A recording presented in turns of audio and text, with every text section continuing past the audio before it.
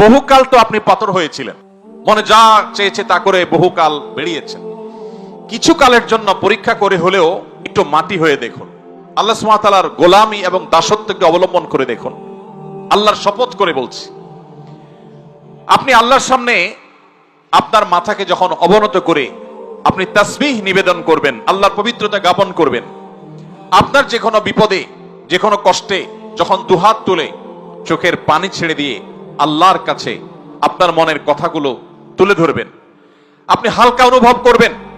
কোন মানুষের কাছে যদি আপনি যে নিজের চাওয়ার কথা বলেন, কোন মানুষের কাছে যদি আপনি কোনো কিছু বলেন, হাত পাতেন, তো মানসিকভাবে আপনার কষ্ট হবে, আপনার দুঃখ হবে, অপমান বোধ হবে, লাঞ্ছনা অনুভব হবে যে আমি অমুকের কাছে ছোট হয়েছি। কিন্তু আপনি আপনার সৃষ্টিকর্তাকে যদি কখনো সেজদা নিবেদন করে থাকেন, আপনি যদি কখনো আল্লাহর শানে সেজদা দিয়ে তার পবিত্রতা জ্ঞাপন করেন, পুরো অস্তিত্বকে যদি আপনি বিলীন করে দিয়ে থাকেন, আপনার এই জীবনে সবচেয়ে সুখে কাটা মুহূর্তগুলোর মধ্যে একটি অনুভব করবেন সেই পবিত্র সিজদাকে। ভাইরা আমার, এখানে অলৌকিক, অদৃশ্য এবং অবর্ণনীয় এক সুখ আল্লাহ সুবহানাহু ওয়া তাআলা রেখেছেন শুধু আল্লাহর গোলামি এবং দাসত্বের মধ্যে, যেটা মানুষ খেয়াল খুশি মতো চলে তার জীবনে কখনো অর্জন করতে পারে না।